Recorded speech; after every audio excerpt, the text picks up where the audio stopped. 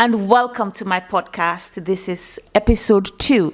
So you may know already that I have a podcast of a similar name called The Way I See It, and I did film that podcast or those podcasts, but the videos weren't very good. So I've just decided to redo the podcast really as a video for YouTube, and then I'll kind of catch up and carry on the series. Now, in the first part of the podcast, what I started doing was looking at my book, Running Chronicles, 21 episodes, 21 lessons I learned from running.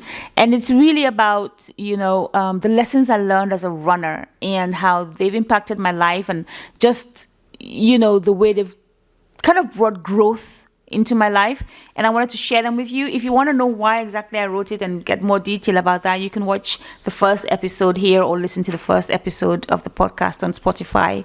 So you're very welcome, and thank you for joining me. And today I'm looking at chapter 3 or section 3 of the book, and it's called The Right Tools. The Right Tools. I had my running shoes for 3 or 4 years, and then they developed a hole at the top, right? At the top, that's where the hole was, where the rain would just go into it. I knew I wanted to buy a new one, but I just kept putting it off. In the first instance, I did not want to deal with the hassle of having to look through shoes and choose one. After all, I could still run in them, so I ran with a hole in the shoe for at least 4 months. Then for my birthday, my son bought me new running shoes, nice ones, than I would have bought for myself anyway. Just because I did not have the perfect tools to do the job does not mean I should stop running, right? So I could say, my shoes aren't working, so I'm not going for a run. Or my shoes have a hole, I'm not going for a run, right? So they might let water seep in and create some discomfort whilst I run, and I most certainly deserve a new shoe. It's obvious, there's a hole in it, so of course I deserve a new shoe. The current tools and equipment and circumstances might not be right. They might not look good. People might look at them and see their inadequacy and their ugliness. None of that means I should stop running in the interim. I don't stay home and say I need new running shoes, and so I will not run till I get them. No. I run in the shoes I have till the new ones come along, whether I buy them or they're given to me. The important thing here is to focus and keep running. The tools might be inadequate, but they allow me to run, so I must use them until I can get better ones.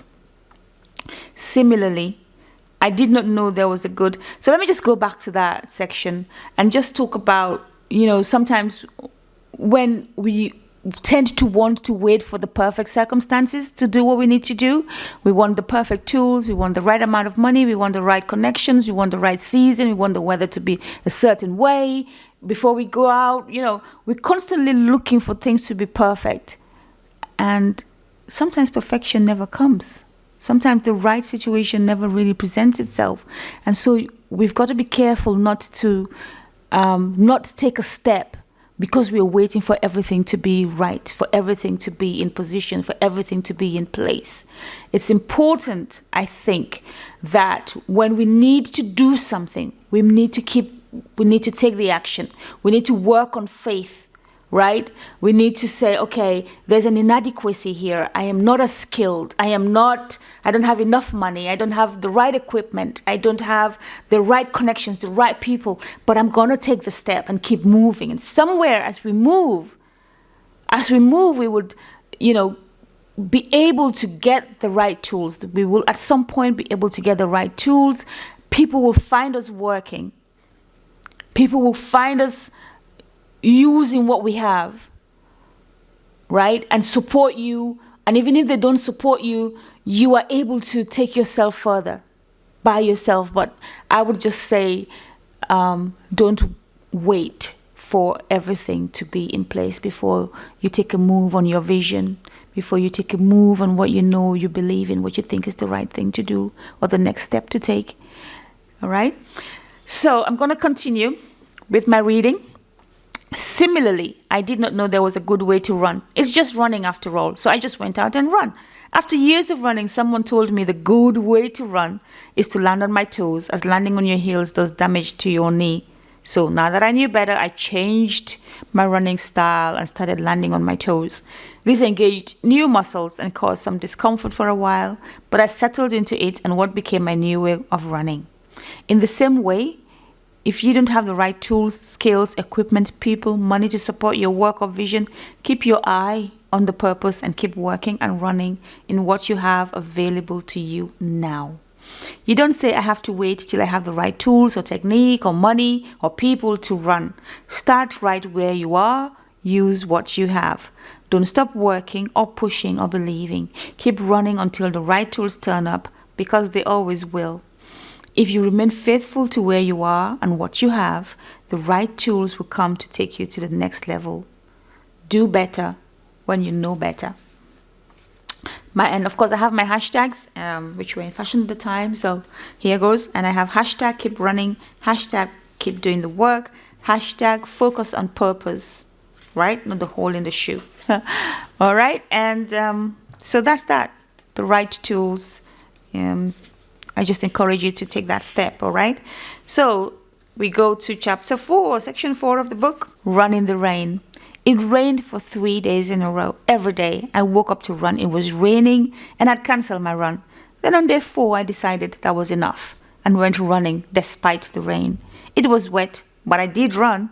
Nothing bad happened to me and I completed my run. In fact, growing up in the Gambia, if you don't want to go out and it's raining, the grandmamas would say to you, well, are you salt? You're not going to melt? Right? So I run. The right circumstances will not always turn up so that you can do what you want to do. Do it anyway. All right. This connects to the chapter before where I just mentioned about the shoe, about the right tools, right? Just do it anyway. Get out there in the rain and work. You will be stronger for it. Your self-esteem will go up. You will feel more confident that you pushed through the barriers, and finally you would have achieved your goal despite the obstacles. There's something about just going out in the rain. I absolutely love it. And running. You know, when people are avoiding the rain or hiding and you're out there in the rain, in the snow, it gives you a mindset that says, I can do anything. I can push through anything. Who I am, what I do, what I achieve is not based on things that are outside of me, right?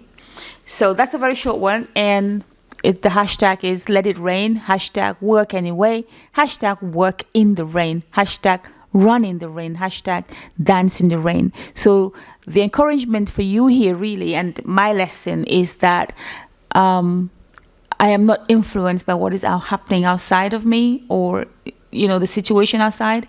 The focus is on the vision. And even though the circumstances might not be right, even though things might be hard, even though things aren't going the way that they should, I need to keep running. I need to keep moving. I need to keep pursuing. It's the same with you. Don't stop because it's not going your way. Don't stop because it's not working out the way you wanted it to work. Step out in that rain. Step out in faith and keep moving. Keep moving despite the situation. It's not pleasant. It's not easy. Keep moving. All right? And that's the way I see it today. Be inspired. Be encouraged. Go out there and do what you need to do. Be unafraid. It's not easy, but you can make it. I believe in you, and just like I believe in me. All right? We were made to win. So that's the way I see it.